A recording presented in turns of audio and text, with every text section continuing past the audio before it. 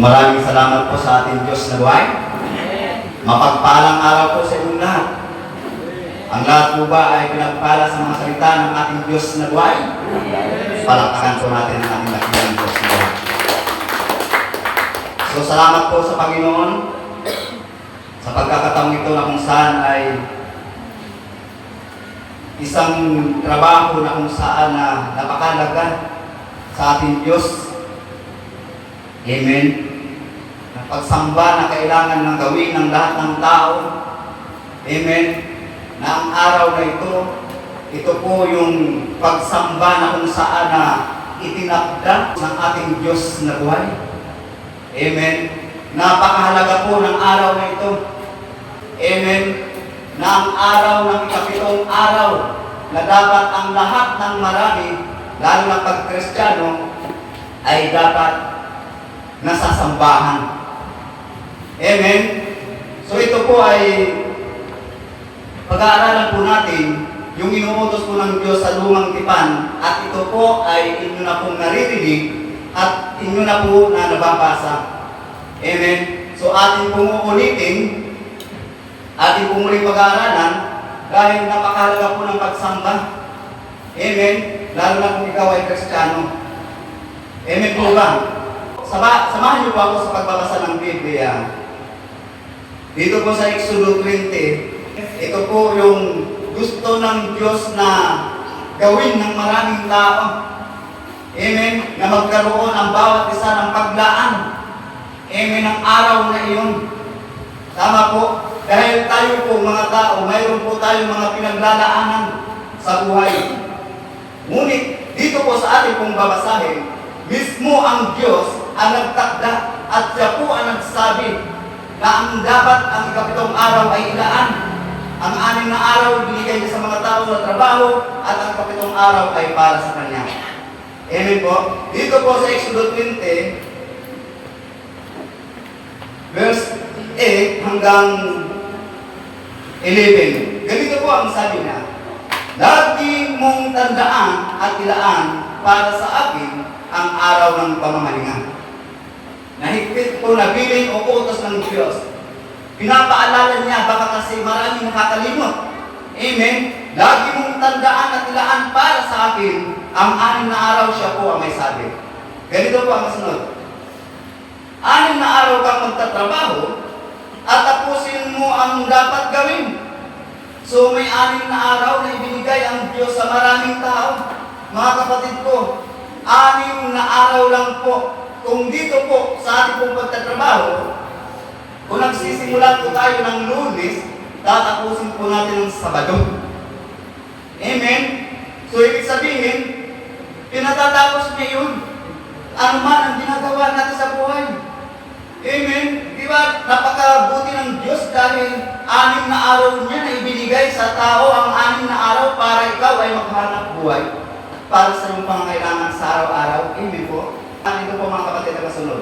Ang sabi niya po rito, subalit, ang ikapitong araw ay para sa Panginoon na iyong Diyos.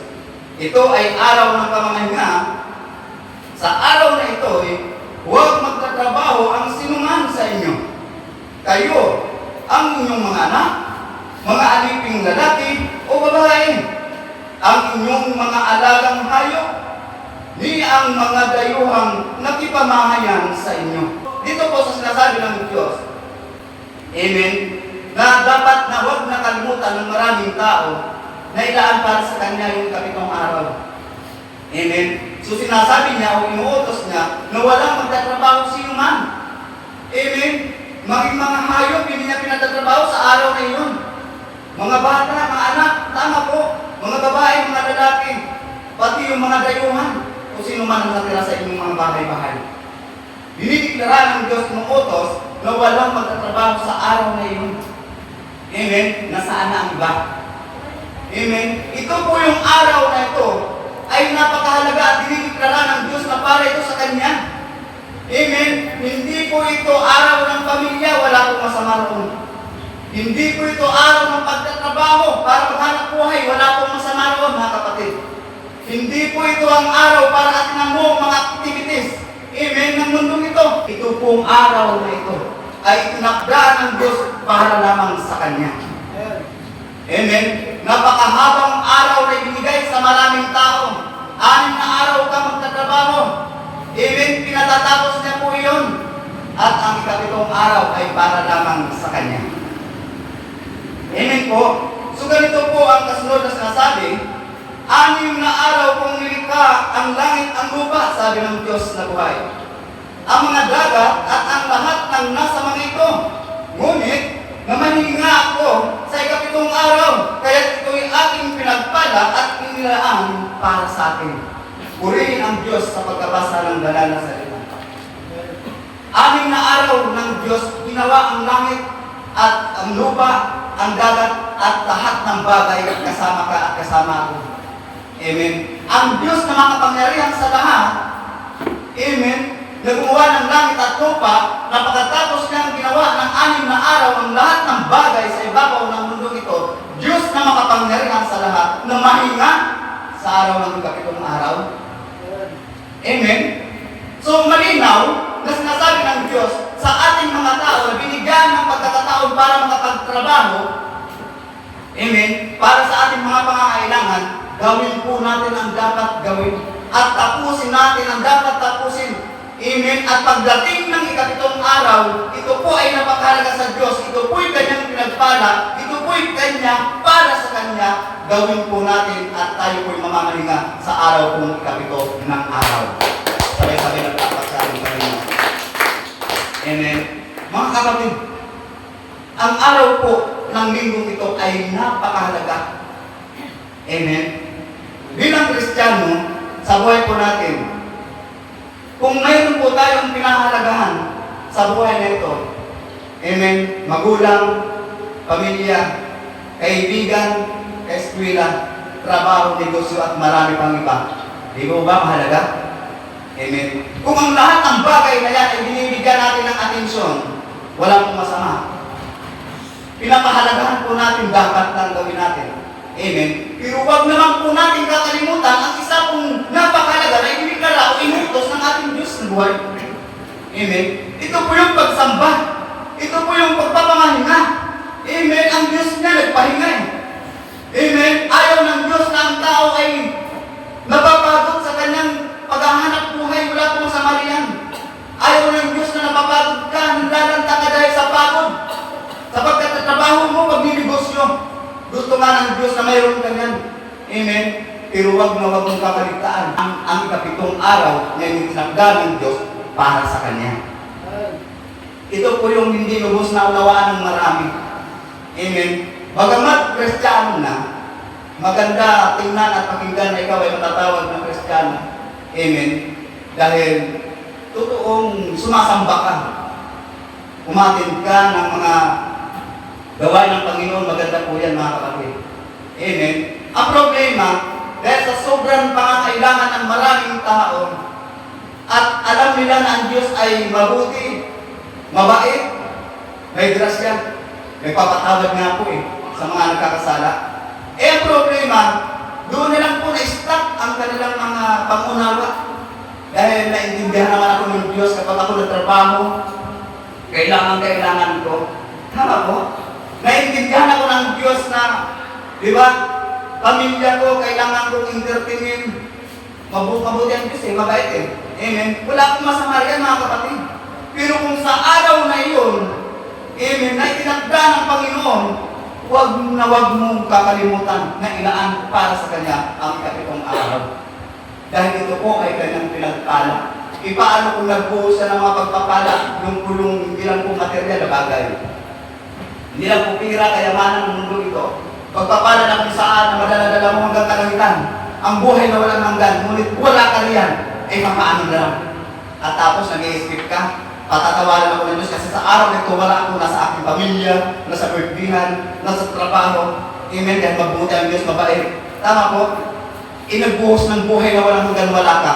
Huwag ka mag-expect na may buhay na walang hanggan ka. Amen? Ganyan ang marami. Si brother sana, mahuhula na naman. Amen? Yan po ang aking nakikita sa karamihan. Amen. Itong ikapitong araw, ito po ay dapat bigyan halaga ng maraming Kristiyano. Lahat na nakakaunawa sa salita ng Panginoon sa inuutos ng Diyos, dapat ito ay maitanim sa puso ng bawat isa na ang ikapitong araw ay hindi para sa pamilya, hindi para sa trabaho, negosyo. Amen po ba? Itong araw nito ay para sa Diyos. Naggumawa ng langit at lupa at ang bagay kasama ka. Sabay-sabay na palakpakan ng ilang Diyos na buhay. Dahil ayaw niyang ikaw at ako ay napapagod dahil sadsog ka sa kakatrabaho. Amen? Brother Sunny, di ba gusto ng Diyos na pagpalain tayo? Kaya nga tayo binibigyan ng trabaho? O tama po mga kapatid ko. Pero malinaw po sa ating kong binasa, 6 na araw kang magtatrabaho, kapatid. Amen? Tapusin mo ang trabaho sa 6 na araw. Lunes hanggang Sabado. Amen? Pinatatapos po ng Diyos yan. At huwag na huwag mong kakalimutan ang ikapitong araw ay para sa Kanya na dapat naroon ka at naroon ako upang tayo ay makatanggap ng mga pagpapala ng ating dakilang Diyos na buhay. Amen. Amen. So ang problema, dahil marami tayong mga pangangailangan. Pag-aaral ng mga bata, kailangan ng baon, pamasahe. Amen. Talagang kailangan Kailangan gawin, kailangan tayo ay magkaroon ng ng pangangailangan kung saan na makasuporta sa mga bata na nag-aaral. Amen. Sa ating buhay, pangangailangan araw-araw, kapatid ko, walang masama. Amen. So dapat bilang Kristiyano, sa buhay na ito, gawin po natin ang narapat. At ito ay matagal mo nang narinig, nababasa mo pa paulit-ulit. Amen. Kailangan ang batas ng Diyos ang masunod, hindi po ang batas ng tao. Amen. Dahil ang batas ng Diyos, kapag sinabi niya ay katotohanan, gagawin niya. Pag sinabi niya na ikaw ay pagpapalain ka ng Panginoon. Amen. Brother Sunny, ang tagal-tagal ko nang sumusunod sa Panginoon. Nandun ako sa hermeneutics, nandun ako sa Bible study, nandun ako sa prayer and fasting, pagsama na raw, nandun ako, Brother Sunny. Pero hanggang ngayon, di ba, wala pa rin pagpapalang dumarating. Amen? Kapos pa rin. Aba, sa material na bagay nakatingin. Si ate at si kuya. Nakalimutan yung hilingan niya. Amen? Pagpapala ng Diyos, nakalimutan niya, nataglay-taglay niya mula ng pagkabata hanggang ngayon. Habang ikaw ay humihinga, dahil po ay pagpapala ng ating dakilang Diyos na buhay. Sabay-sabay na palakpak sa ating Panginoon. Amen? So alam naman po natin na ang kaharian ng langit, kanina pa ito ay nababanggit na, ay napakahalaga. Amen. Kung hindi tayo mapaghaharian ng ating Diyos na buhay, wala po tayong mararating sa buhay. Ika nga, sa sanlibutan, kung hindi ka makapag-aral, kung hindi ka makatapos, amen, wala kang ang mararating sa buhay. Dati naniniwala po ako ron. Amen. Na kapag hindi ka nakapag-aral, amen, isa ka ng maliit na tao. Kung titingnan ng nakapag-aral, nakapagtapos, yumaman. Naniniwala ako, nasabi ko nga sa buhay ko, hanggang dito na lang siguro ang buhay ko na isa lamang akong maliit na mamayan na nabubuhay sa bansa Pilipinas. Amen. Pero alam niyo po, nung ako po ay nagaranas ng pagiging born again, amen, biglang nabago ang aking pananaw. Na ang isang katulad ko pala na walang tinapos, na walang inaral sa sanlibutan ito, na minsan ay sinasabi ko na isa sa maliit na mamayan sa ibabaw ng mundong ito, na hindi pinapansin ng mga taong may pinag-aralan, mayaman, amen, papansinin ng Diyos. Hindi ko ba natutuwa? Papansinin ng Diyos at ikaw ay tutulungan para mabago ang buhay. Ikaw na hindi nakapag-aral sa sanlibutan ito, pag-aaralin niya sa salita niya. Amen. Na ikaw na hindi mayaman sa ibabaw ng mundong ito, pinayaman ka. Mayaman ka sa kapayapaan. Mayaman ka sa lahat ng bagay sa ibabaw ng mundong ito. na nagmumula sa Panginoon. Magaling ka na sa sakit karamdaman. Amen. Pinayapa ang iyong kaisipan. Amen. Ang iyong kinabalisahan, inaayos ng Diyos. Tama po. At ikaw ay nilagay kung nasaan ay magkakaroon ka ng lubos ng kayamanan, karunungan, kaalaman at unawaan, na nauunawaan mo ngayon na ang buhay pala sa ibabaw ng mundong ito ay napakahalaga sa Diyos. Mayaman ka man, mahirap, may pinag-aralan ka man o wala. Amen. Sapagkat ang buhay, lalong-lalo na kung ikaw ay may takot sa Diyos, amen, ang yaman sa ibabaw ng mundong ito, wala sa katiting sa kayamanan na ibibigay ng Diyos ng buhay na walang hanggan. Sabay-sabay na pala sa ating Panginoon. Amen. Kaya alam niyo po, ang dami-daming mga Kristiyano hanggang ngayon, mga kapatid ko, ay patuloy pa rin. Amen. Sa paghahanap buhay walang masama riyan, dapat gawin po natin. Sa paghahanap na kung saan ang kayamanan para maibili ang gustong maibili, bilhin, amen, magkaroon ng kotse, magkaroon ng lupa, bahay, amen, wala pong masama riyan kung mangarap ka. Pero wag mong kalimutan na pangarapin ang higit dyan. Amen. Dahil alam naman po natin sa John 14:6 hanggang pababa na ang ating Panginoong Jesucristo na siya po'y umakyat ng langit upang ipaganda ka ng iyong matitirhan. Sabay-sabay na mga sa ating Panginoon. Sa araw na ito, mga kapatid ko, ito ay dapat mailaan, amen, at dapat bigyan kahalagahan ang kaharian ng langit. Dahil ang lahat ng bagay, alam naman po natin na pawang ibibigay ng Diyos. Basta wag po lamang natin kakalimutan, amen, na siya po'y unahin sa lahat ng oras at panahon. Dito po sa sinasabi po sa Lucas, Kabanata 12, sa talata po ng 31, subalit bigyan halaga ninyo ng higit sa lahat ang kaharian ng Diyos at ibibigay niya sa inyo ang mga bagay na ito. So, ang Panginoong Jesucristo po ang nagsasabi na bigyan natin ng halaga ang kaharian ng langit, na ibig sabihin, itong araw na ito, oras ng, di ba, magtatrabaho ka dahil may open sa libo ang isang araw, marami aktivities ang mundong ito, birthday, ni tatay at marami pang pamilya, kaibigan. Ngunit sa araw nito, ito yung pagsamba na kung saan gusto ng Diyos na unahin natin. Ang sabi ng Panginoon, bigyan ninyong halaga, amen, ang kaharian ng langit. At ang bagay-bagay na iyong gusto, ang iyong minanais ng iyong puso, ay pawang ibibigay ng ating dakilang Diyos na buhay. Sabay-sabay na palapak sa ating Panginoon. Kaya alam niyo po kung bakit hanggang ngayon, amen, ay nagtatrabaho pa rin ang marami. Amen. Dahil siguro kulang. Amen. Kulang ang kanilang natatanggap sa araw-araw. Pero kayong nakaupo dyan, tayo pong nandito ngayon.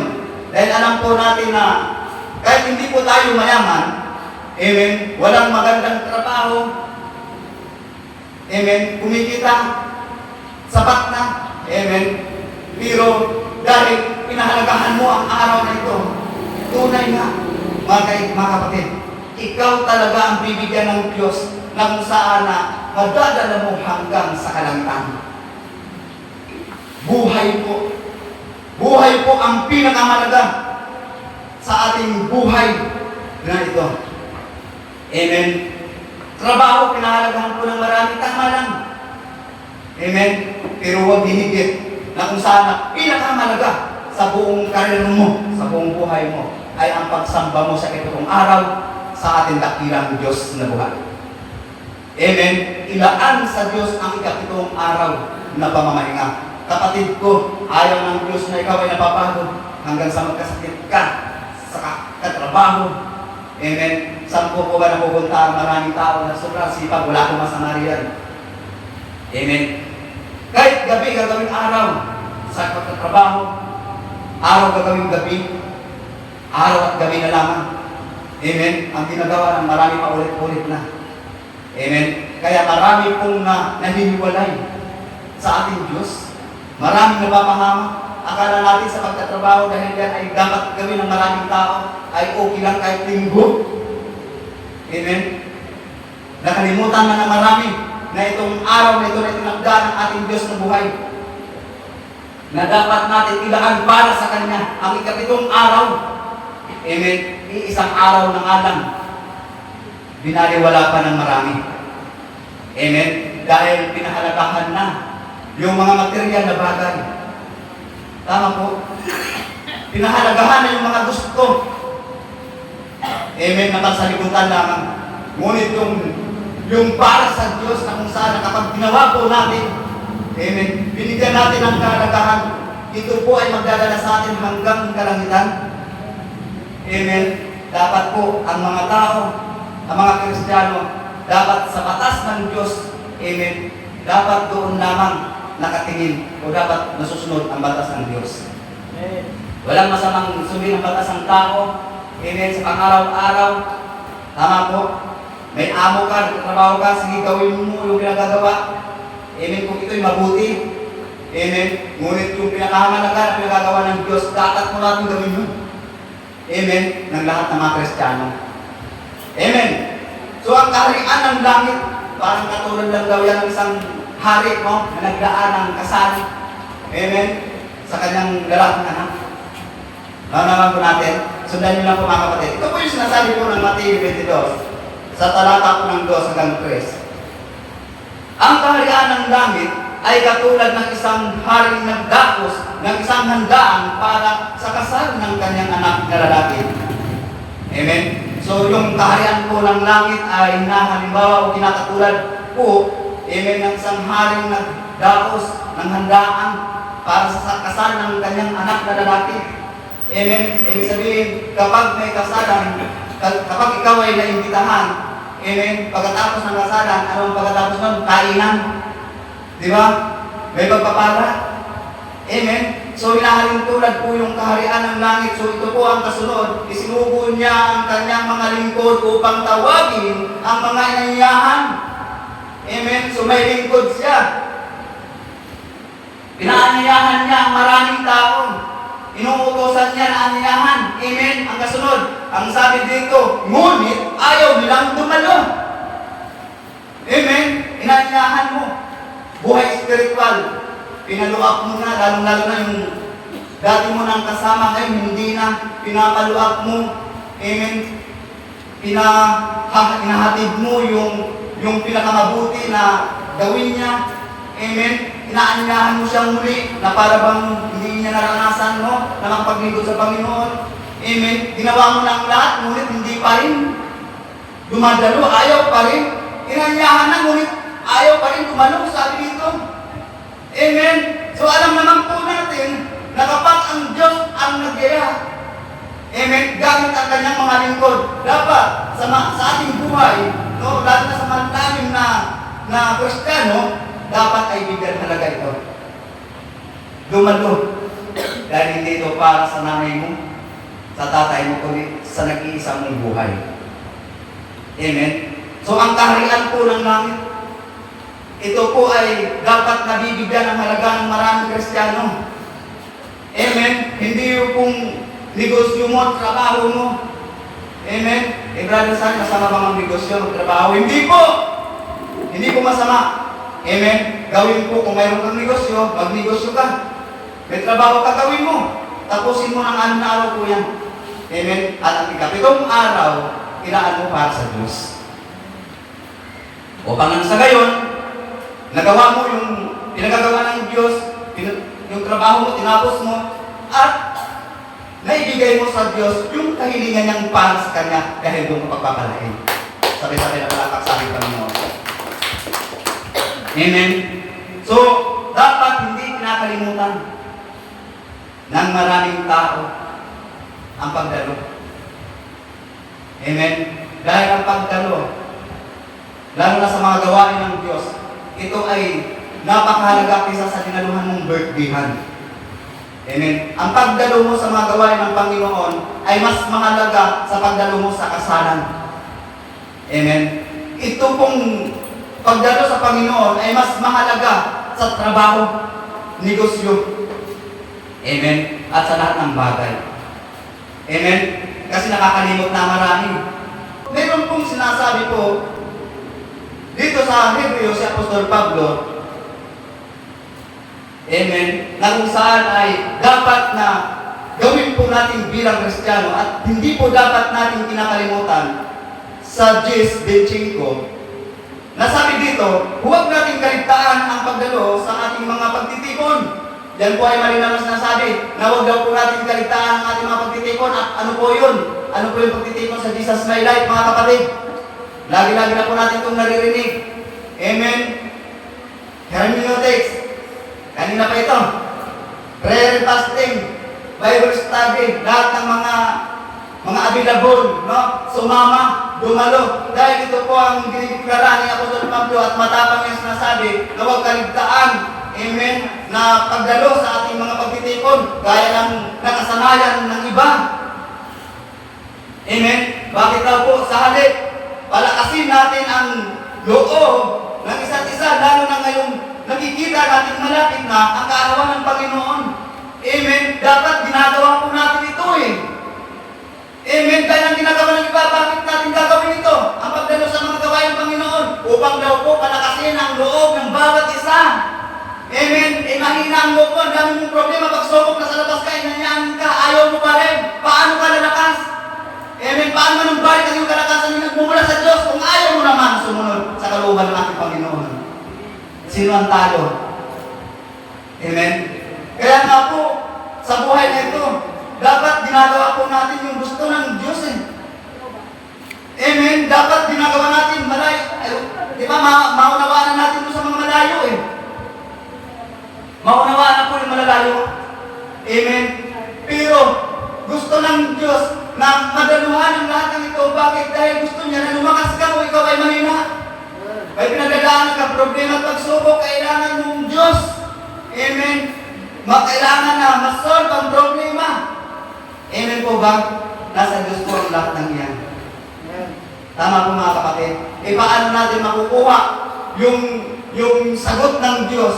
Amen? E kung ayaw mo naman daluhan yung paanyaya sa iyo. Amen? Tama po, dapat ginagawa po natin, sinusunod natin, lalo na kung tayo po'y matagal na sa Panginoon. Amen?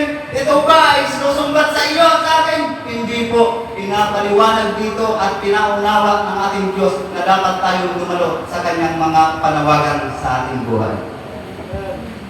Amen? Dahil ang pagsunod, amen, at sa pagdalo sa lahat ng gawain ng Panginoon, dito magsisimula ang paglago ng isang Kristiyano. Amen? Kapag ikaw ay patuloy na gumagawa sa kalooban ng Panginoon, bagamat may mga problema, may mga pagsubok tayong nararanasan, amen, ang Diyos po ang sasagot ng lahat ng mga iyan kung tayo po ay nagtitiwala lamang sa Kanya. Si Brother Sani, ngayon na nga lang ako nakarating, paririgan pa ako. Amen. Ibig kong ipaliwanag sa inyo mga kapatid doon po sa atin po lahat para wala na pong masabi ang iba. Amen. Ito pong salita ng Diyos na kung saan na hindi ito ay pangunuriksa, amen, pang-atake o pagsisisi, ibig sabihin na sinisisi ka, amen, dahil tayo po minsan ay nagkukulang sa pagdalo. Hindi po. Ibig sabihin ng dito na aking pong naman na huwag po natin kakalimutan. Amen. Nadaluhan yung panawagan ng Diyos kasi gusto niya na tayo ay magkaroon ng kapahingahan. Amen. Ayaw niya tayong napapagod na nabibisi tayo sa trabaho, sa negosyo. Amen. Itong ikapitong araw talagang para sa Kanya ito. Amen. Dahil alam naman po natin kapag tayo ay may dinadala sa buhay, may mga bigat sa buhay, amen, dito po natin masusumpungan ang kagaanan ng bigat na ating naranasan sa labas. Amen. Sa mga salita na nagpapalakas ng loob sa ating buhay. Amen. Na tayo pala kapag tayo ay nakaranas ng mga problema pagsubok, hindi pala si nanay, si tatay, si ate, si kuya, trabaho, negosyo ang ating kailangan para masolve ang lahat ng ito. Hindi po pala, kundi mismo ang nag-iisang Diyos na ating kailangan higit sa lahat na magbibigay solusyon ng ating problema at pagsubok. Yan po ang kinaunawaan. Amen? Kaya sa buhay nito mga kapatid, huwag po natin kakaligtaan. Amen? Ang pagdalo sa lahat ng mga gawain ng Panginoon. Amen? Tandaan po natin, uulitin ko po, may hermeneutics sa araw po ng Huwebes. May prayer and fasting ng araw ng gabi ng Sabado. Amen? Daluhan po natin mga kapatid upang matuwa sa atin ang ating Diyos na buhay. Sabay-sabay lang pala sa ating Panginoon. Amen? Kapag narinig po natin ang paanyaya ng Diyos, huwag na huwag po natin patikasin ang ating mga puso, mga kapatid. Amen? Dahil ang katigasan ng puso ay hindi po galing sa Diyos yan. Tama po? Dito po sa sinasabi po ni Haring David, sa awit 95, sa talata po ng 8, ito po sabi niya, iyang inyong puso'y huwag patigasin. Sabi ni Haring David, sinasabi niya sa kanyang nasasakupan, huwag patigasin yung puso mo. Amen. Dahil kapag matigas ang puso mo na yan, hindi mo talaga maunawaan ang ibig at gusto ng Panginoon. Amen. Nasa halip na magkaroon ka ng pag-aalim sa bigat na yung nararanasan, hindi mo na tuloy makuha yun. Lalo kapag nalugmok sa problema sa kakaisip. Amen. Bakit? Dahil nga po ay naging matigas na ang puso eh. Ano sabi ni Haring David? Amen. Na huwag patigasin. Amen. Ang inyong puso tulad ng ginawa ng inyong mga magulang nang nasa Miraba sa ilang ng masa. Amen. Ganyan po kasi ang ginawa ng ating mga magulang noon, yung ating mga ninuno eh. Matigas ang puso. Amen. Kaya patuloy, amen, napapahamak ang marami dahil sa katigasan ng puso. Tama po, Brother Salim. Nasasabi mo yan, bakit hindi ba matigas ang puso mo? Hindi dati, matigas talaga ang puso ko eh. Amen. Ako nga po, hinahalaga ng salita ng Diyos, gusto ako i-Bible study, ayaw ko eh. Ang tigas ng puso ko. Naging mabuti ba ang kalagayan ko ng mga panahon na yun at tinanggihan ko salita ng Diyos? Hindi po. Pero naging mabuti lang kung ako'y nagbalik loob sa Diyos. Dahil mga panahon hindi ko tinanggap ang salita ng Panginoon, sumuka ako ng dugo. Amen? Mabuti pa ba yan sa atin na buhay? Para sa atin, parang hindi na mabuti yan eh. Amen, sumuka na ako ng dugo dahil ayaw ko pakinggan ang salita ng Diyos eh. Pero pinaganda ng Diyos. Amen, pinabuti niya. Noong mga panahon na yun, ako'y sumusuka ng dugo. Amen. Sa church, sa old church, noong mga panahon na yun, maliit na bintana, mayroon po doon, at napakaliit pa ni Ate Diana. Siya po yung nagpapaawit, sumisilip kami mag-asawa.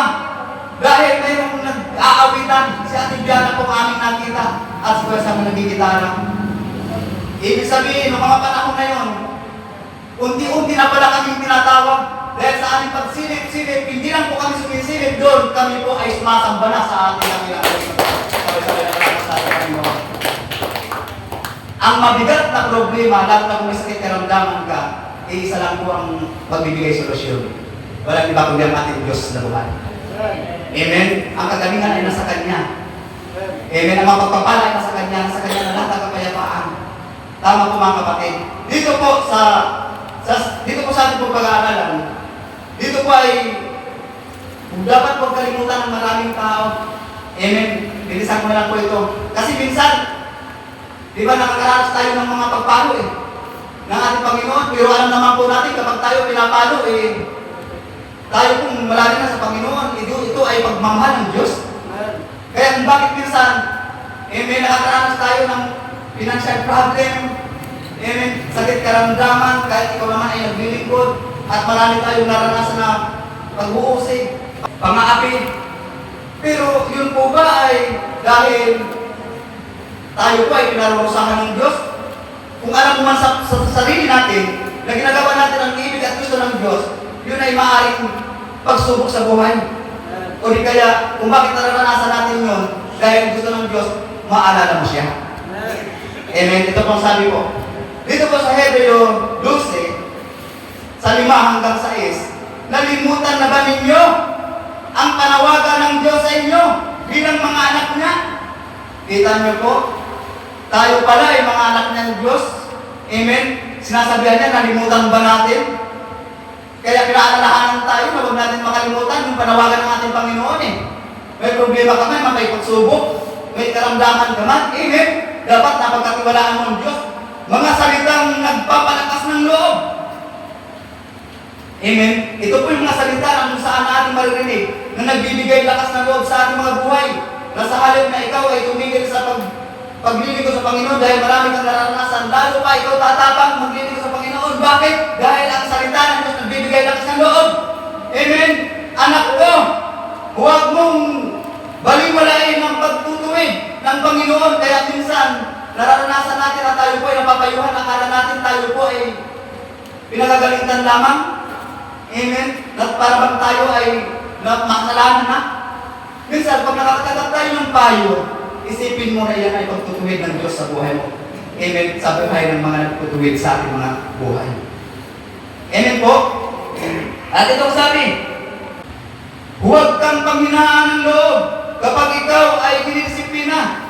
Amen? Sapagkat dinidisiplina ng Panginoon ang mga minamahal niya at pinapalo ang itinuturing ng anak. Minsan tayo po ay nakakaranas ng masakit ang tuhod, masakit ang paa, may lagnat, masakit ang ulo, mula ulo hanggang talampakan. Ang dami-dami natin naranasang sakit sa katawan. Amen? Financial problem, walang pera, walang bagay-bagay sa mundo ito. Amen?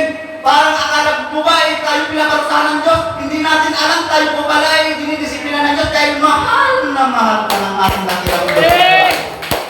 Amen? Kaya kung ikaw may problema, pagsubok at naranasan mo itong ating narinig ngayon, isipin mong mahal na mahal ka ng ating dakilang Diyos na buhay. Huwag mong isipin na kung nakakaranas ka ng ganyan, ay pinaparusahan ka ng Diyos. Galit sa iyo ang Diyos, hindi po mga kapatid ko. Kundi isipin mo na lamang, ilagay natin sa ating isip at puso na mahal ka ng ating dakilang Diyos na buhay. Kaya kung bakit minsan akala natin na napapalo tayo, dahil naghihirap tayo, hindi po. Dahil tayo po ay dinidisiplina ng Diyos, gusto lang niya na atin po siyang maaalala araw at gabi. Lalo na itong araw na ito ay para sa Kanya. Amen? Pinagpala ang mga taong walang ibang inasahan kundi ang Diyos. Amen? Pinagpala ang mga inuusig dahil sa pagsunod sa ating Panginoong Hesukristo. Ang himala at pagpapala ay sumainyong lahat, mga kapatid. Muli, palakpakan natin ang ating dakilang Diyos na buhay. Pinagpala na po ang lahat. Para kanino yung araw na ito? Para kay Lord. Itong araw ito, ilaan sa Diyos ang itong araw. Gusto niya na tayo ay mamahinga. Gusto niya na ang 6 na araw na ating pagtatrabaho, ang ating kapaguran. Sa araw na ito, tayo ay papahingahin niya. At ito ay para sa Kanya, inilaan niya para sa Kanya, at ito ay Kanyang pinagpala. Mapagpalang araw sa mga. Tayo pang lahat ay tumayo, at tayo ay aawit sa ating dakilang Diyos na buhay.